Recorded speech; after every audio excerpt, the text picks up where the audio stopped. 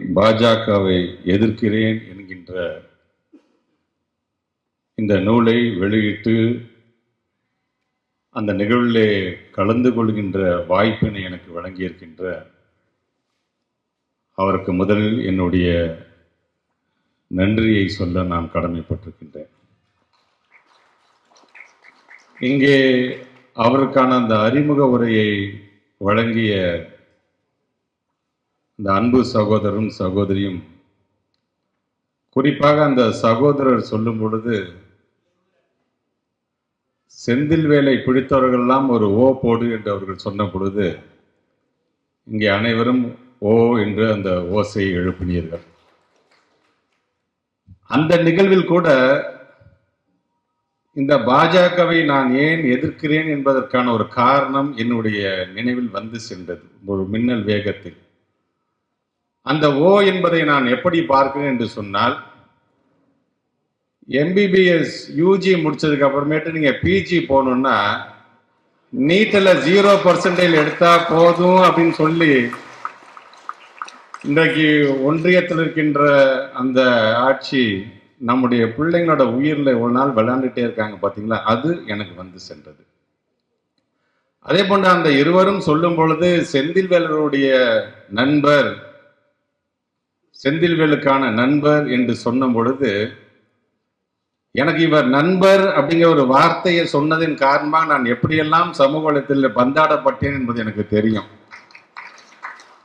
அதை கூட நம்முடைய செந்தில்வேல் சொல்லும்போது நீங்கள் மிகவும் யதார்த்தமாகத்தான் சொல்கிறீர்கள், ஆனால் சில நேரங்கள் அது தவறாக திரிக்கப்படுகின்றது என்று சொன்னார்கள். உண்மைதான். நம்மை பொறுத்த வரைக்கும் நாம் யாரையுமே எதிரியாக பார்ப்பதில் என் கண்ணுக்கு முன்பு எதிரிகளே இல்லை என்று சொல்லக்கூடிய இயக்கத்தை சார்ந்த நாம் இல்லை. நமக்கு அனைவருமே வேண்டும் தான். அதனால்தான் எங்களுக்கு எதிரிகளே இல்லை என்று நாம் சொல்லுகின்றோம். அது இங்கே ஜவாஹிர்லால் நான் சொல்றது மாதிரி நான் கூட 2 நாளுக்கு முன்னாடி நான் பேசிட்டு இருந்தபோது சொன்னேன், ஒன்றியத்தில் இருக்கின்ற பொல்லாத ஆட்சியை தூக்கி எறிய வேண்டும் என்று சொன்னால் அதற்கான ஒரு இயக்கமாக இன்றைக்கு பொள்ளாச்சியில் இந்த புத்தகத்தை கையில் எடுத்துக்கொண்டு இன்றைக்கு தெரு தெருக்களாக இன்றைக்கு நம்ம இளைஞர் பட்டாளம் இன்றைக்கு ஒரு பேரணியே நடக்குது என்று சொல்லும் பொழுது எல்லாரும் சொல்றாங்க 2031 அப்புறமேட்டு இந்த டீலிமிட்டேஷன் கணக்கெல்லாம் எடுத்தோம்னா ஒட்டுமொத்தமா 40 தொகுதி இருக்காது, 8 தொகுதி குறைஞ்சிருக்கிறாங்களே புதுச்சேரியை சேர்த்து நாடாளுமன்றத்தில் அப்படிங்கிறாங்க.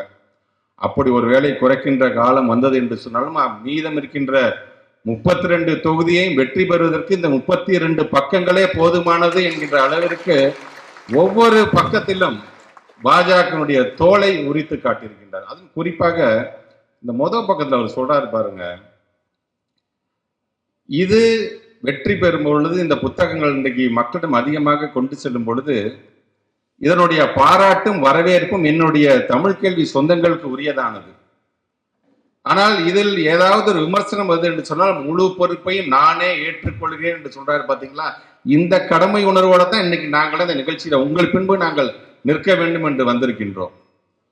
ஆக இதை எங்களுடைய இயக்கத்தை சார்ந்திருக்கின்ற தோழர்கள் மூலமாகவும் மக்களிடம் கொண்டு செல்கின்ற பணியிலே திருச்சி தெற்கு மாவட்ட திராவிட முன்னேற்ற கழகத்தினுடைய செயலாளர் என்ற முறையில் அதை நான் செய்து காட்டுவேன் என்கின்ற அந்த உறுதியையும் இன்றைக்கு நம்முடைய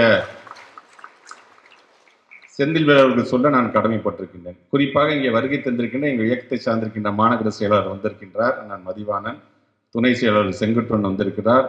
மனிதநேய மக்கள் கட்சியை சார்ந்திருக்கின்ற ஃபையாஸ் உள்ளிட்ட தமுகவை சார்ந்திருக்கின்ற அனைவருமே கண்ணியனிலிருந்து அனைத்து சான்றோர் பெருமக்களும் வந்திருக்கிறார்கள். மக்களிடம் எளிதாக கவிதை உடையில் அதை கொண்டு செல்கின்ற பணியில் இருக்கின்ற நம்முடைய அண்ணன் நந்தலால் அவர்கள் வந்திருக்கிறார்கள். ஸோ இதெல்லாம் சேர்ந்து ஒரு படை தளபதிகளாக இன்றைக்கு இந்த புத்தகத்தை மக்களிடம் கொண்டு செல்கின்ற பணியில் நம்மை நாம் முழுமையாக ஈடுபடுத்திக் கொள்ள வேண்டும். நான் ஏன் பாஜகவை எதிர்க்கிறேன், நாம் ஏன் பாஜகவை எதிர்க்க வேண்டும், நாம் தமிழர்களாகிய நாம் ஏன் பாஜகவை எதிர்க்க வேண்டும் ஒன்று நல்லா தெரிஞ்சுக்கணும். தமிழ்நாட்டு மக்களை பொறுத்த வரைக்கும் அது மதங்களாக இருந்தாலும் சரி, வாழ்வியலாக இருந்தாலும் சரி, அதை பிரித்து உணர்ந்து பார்க்கக்கூடிய இனம் எது என்று சொன்னால் அது தமிழர்கள் தான். நேற்று நடந்த ஒரு கூட்டம், நம்முடைய மாண்புமிகு அமைச்சர் தாமு அன்பரசனுடைய தலைமை ஒரு பொதுக்கூட்டத்தை எங்களுடைய மாவட்டத்திலே நாங்கள் முத்தமிழ் கலைஞருடைய நூற்றாண்டை முன்னிட்டு நாங்கள் நடத்தினோம். பொதுவாக இது எல்லா இடத்திலும் நடக்கும், அண்ணன்மார்களை பார்த்திருக்கிறார்கள். கூட்டம் நடக்கும் பொழுது அந்த பகுதி நம்முடைய கண்ணியமிகு இஸ்லாமிய சமுதாயத்தை சார்ந்திருக்கின்ற மக்கள் அதிகம் வாழ்கின்ற பகுதி. கூட்டத்தை நான் பேசிட்டே இருக்கேன், திடீர்னு பாங்கு சத்தம் கேட்டுச்சு. நான் உடனே நிறுத்திட்டேன். நான் அந்த பாங்கு சத்தம் முடிந்த பிறகு தொடர்ந்து நாங்கள் எங்களுடைய பேச்சை நாங்கள் தொடர்ந்தோம். பாஜகவை ஏன் எதிர்க்கின்றேன்? ஒருவேளை இவங்க பாஜகவே நாட்டை ஆளுகிற மாதிரி சூழ்நிலை வந்துருச்சுன்னா, பாங்கு சத்தம் கேட்கும்போது பிஜேபிக்காரன் ஒருத்தன் பேசிட்டே இருந்தானா, பாங்கு சத்தத்தை நிறுத்தத்துக்கு தான் அவங்க கூட்டம் போய் நிற்குமே தவிர இவன் நிறுத்த மாட்டான் மைக்கில். இந்த மாதிரி எங்கெங்கெல்லாம் மத உணர்வுகளை புண்படுத்த வேண்டும் அந்த வேலையை செய்யக்கூடியவர்கள், அதனால் அவர்களை நாம் எதிர்க்க வேண்டும் என்று நான் சொல்கின்றேன். ரொம்ப அழகாக அந்த புத்தகத்தில் சொல்லியிருக்காங்க. பக்தி இலக்கியத்தை பத்தி அழகாக போட்டுக்கிட்டு சொல்றாரு அவர். நக்கீரராக இருந்தாலும் சரி, ஔவையாராக இருந்தாலும் இவருடைய காலத்தில் பக்தி இலக்கியம் மூலம் பக்திக்கும் பெருசா முக்கியத்துவம் தரல, அறத்திற்கும் தமிழுக்கும் தான் அன்றைக்கு முக்கியத்துவம் தரப்பட்டது என்பதை ரொம்ப அழகாகவும் இன்றைக்கு அதை எடுத்து சொல்லியிருக்கிறார்கள். இப்படி ஒரு அரசியலுடைய அடிப்படையை உணர்ந்த ஒரு மனிதன் இந்த மாதிரி புத்தகத்தை எழுதுறது எனக்கு ஒரு பெரிய ஆச்சரியம்லாம் கிடையாது. அரசியல் அமைப்பை, நம்முடைய தமிழ்நாட்டு மக்களுடைய உணர்வை, அடிப்படை தன்மையை ஒரு உணர்ந்த ஒரு ஊடகவியாளர் இங்கே இதை கொண்டு வந்திருக்கின்றார். குறிப்பாக இன்றைக்கு ஒன்றியத்தினுடைய தலைமை அமைச்சராக இருக்கக்கூடிய மோடி அவர்கள், அவர் பிரதமராக வந்ததிலிருந்தே சரி, இந்த ஊடகத்துறையெல்லாம் எப்படியெல்லாம் நசுக்கப்பட்டது என்பதை நாமெல்லாம் பார்த்துருக்கோம். பல பத்திரிகை செய்திகள் பார்த்துருக்கின்றோம். ஏன் பெங்களூரை சார்ந்திருக்கின்ற கௌரி லங்கேஷ் அவர் கொலை செய்யப்பட்டதிலிருந்து பல பத்திரிகை தாய் சார்ந்திருக்கின்ற ஊடகத்துறை சார்ந்திருக்கின்றவர்கள் நேரடியாகவும் மறைமுகமும் நசுக்கப்படுகின்ற வேலையை செய்து கொண்டிருக்கின்ற பொழுது, இன்றைக்கு முக்கியமான ஊடகவியாளர் இது போன்ற புத்தகத்தை எழுதியிருப்பது என்பது மிக மிக வரவேற்கத்தக்கதாகத்தான் இன்றைக்கு நாங்கள் அதை பார்க்கிறோம். அதற்கு நம்முடைய செந்தில்வேலர்களுக்கு என்னுடைய பாராட்டுகளை நான் தெரிவித்துக் கொள்கின்றேன். குறிப்பாக நம்முடைய உச்ச நீதிமன்றம் சமீபத்தில் ஒரு தனியார் ஊடகத்துறைக்கும் ஒன்றிய அரசுக்கும் ஒரு வேறுபாடு வருகிறது, ஒரு முட்டல் ஏற்படுகின்றது. அது சார்ந்த ஒரு வழக்கு செல்லும் பொழுது ஒன்றிய அரசை சார்ந்திருக்கின்றவர்கள் இதை எப்படி அந்த நீதிமன்றத்தை அணுகினார்கள் என்று சொன்னால், ஒரு சீல் வைக்கப்பட்ட உரையில் அவருடைய கருத்துக்களை சொல்கிறார்கள். அந்த சீல் வைக்கப்படுகின்ற அந்த உரையில் அந்த கருத்துக்களை சொல்லும் போது நீதிமன்றம் என்ன சொன்னது என்று சொன்னால், இது போன்ற சீல் வைக்கப்பட்ட கருத்துக்களை எந்த வழக்கில் தர வேண்டும் தெரியுமா? பயங்கரவாத அமைப்பு எந்த அமைப்போ அது சார்ந்து ஒரு வழக்கு வந்தது என்று சொன்னால் இந்த மாதிரி கொடுக்கலாம். நீங்கள் ஜனநாயகத்தினுடைய முக்கிய தூணாக இருக்கின்ற ஒரு ஊடகத்துறை சார்ந்திருக்கின்ற வழக்கிற்கு ஒரு சீல் வைக்கப்பட்ட உரையில் இந்த வழக்கை அணுகுகிறீர்களே, இது மிகவும் கண்டிக்கத்தக்கது என்று இன்றைக்கு உச்ச நீதிமன்றம் சொல்லுகின்ற அளவிற்கு ஒன்றிய அரசு அந்த ஊடகத்துறையும் பத்திரிகை துறையும் எப்படி அவர்கள் பார்க்கிறார்கள் என்பதற்கு ஒரு எடுத்துக்காட்டாக இன்றைக்கு அந்த ஒரு செய்தி. குறிப்பாக நம்ம எல்லாம் பார்க்கிறோம், மணிப்பூர்ல என்ன நடந்துட்டு இருக்கு, இன்னைய வரைக்கும் என்ன நடந்திருக்குன்னு நம்ம பார்க்கிறோம். அங்க இருக்கின்ற முதலமைச்சர் அதை பற்றி வாயே திறக்கிறது கிடையாது. ஆக இன்றைக்கு அது போன்ற அரசாங்கத்திற்கு நீ ஒத்து ஊதுகின்ற ஒரு நிலையில் நம்முடைய மாநிலத்தை சார்ந்திருக்கின்ற அதிமுக என்கின்ற ஒரு இயக்கம் இருந்து கொண்டிருக்கின்றது.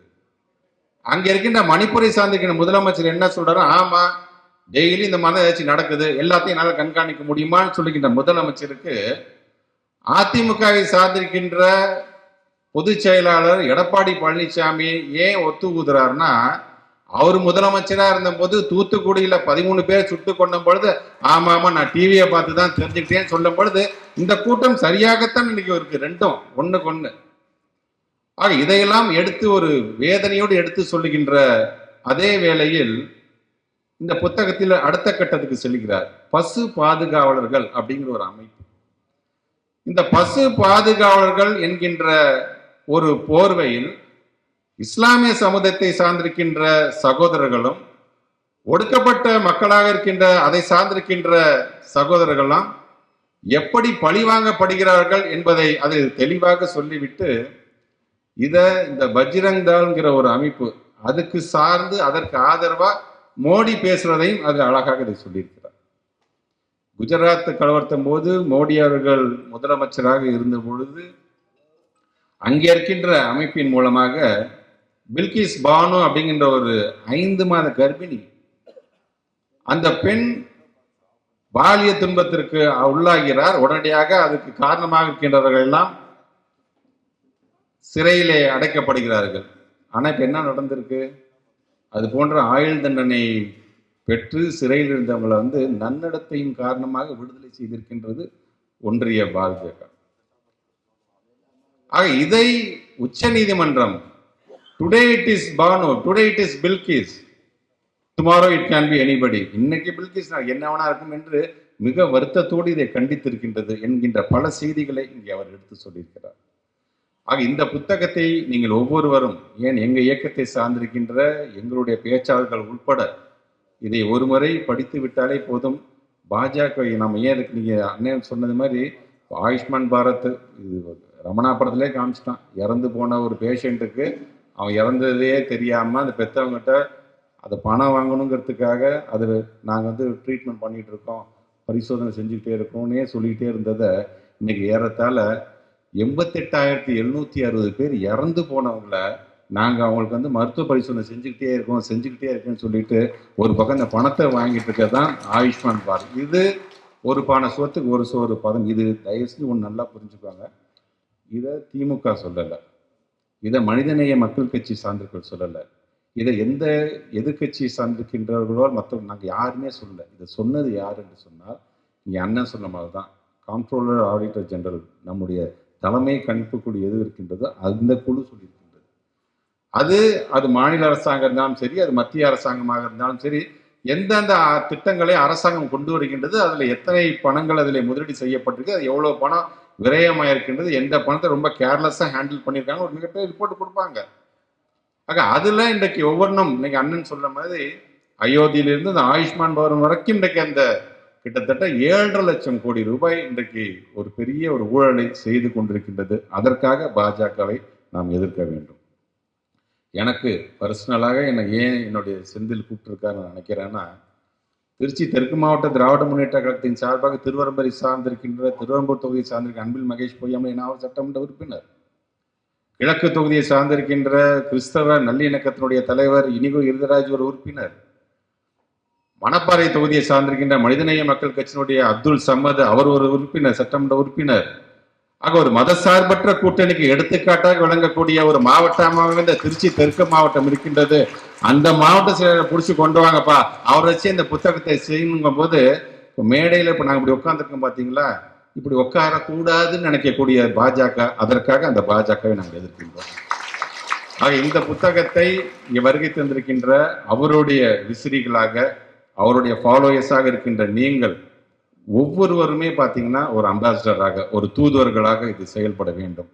இந்த புத்தகத்தை 32 பக்கம் இருக்கின்ற புத்தகத்தை நமக்கு அப்படியே விட்டுறக்கூடாது.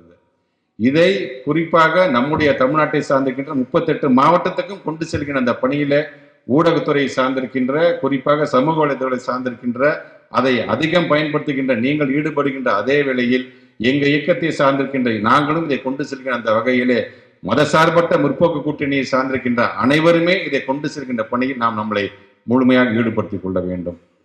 என்னுடைய உரையை இப்படி நான் நிறைவு செய்ய வேண்டும் என்று ஆசைப்படுகின்றேன்.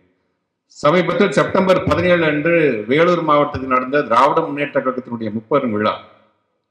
அந்த 30 விழாவில் நம்முடைய மாண்புமிகு தமிழ்நாட்டினுடைய முதலமைச்சர், திராவிட முன்னேற்ற கழகத்தினுடைய எங்களுடைய இயக்க தலைவர், எங்களை நாளும் இயக்குகின்ற தலைவர் அந்த உரையை இப்படித்தான் நிறைவு செய்தார். அது செய்யும் பொழுது, அதை நிறைவு செய்யும் போது அவர் சொன்ன கருத்து என்பது, இன்றைக்கு இந்தியா என்கின்ற ஒரு கூட்டணி அமைந்திருக்கின்றது. இந்த இந்தியா என்கின்ற கூட்டணி வெற்றி பெற வேண்டும்.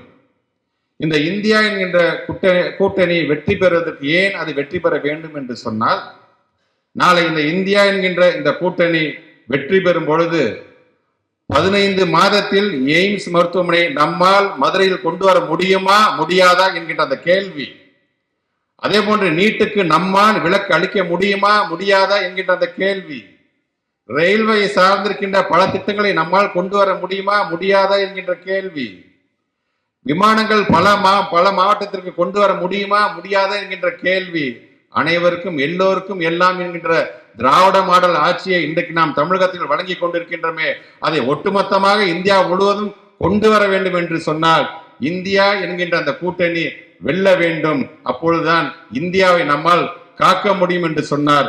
அதே கருத்தோடு தான் என்னுடைய உரை நான் நிறைவு செய்கின்றேன். ஆக அந்த விதத்தில் வருகை தந்திருக்க நீங்கள் முழுமையாக அடுத்த ஆண்டு நடைபெற இருக்கின்ற நாடாளுமன்ற தேர்தலுக்கு யானையோட காதுல பூந்த ஒரு கட்டெரும்பாக இது இருக்கட்டும் என்று சொல்லி இந்த நல்ல நிகழ்வுக்கு என்னை அழைத்த நம்முடைய அன்பு செந்தில் வேலர்களுக்கு மீண்டும் ஒரு முறை என்னோட நன்றியையும், வருகை தந்திருக்கின்ற அனைத்து நல்ல உள்ளங்களுக்கும் என்னுடைய நன்றியையும் தெரிவித்து இந்த உரையை நிறைவு செய்கிறேன். நன்றி, வணக்கம்.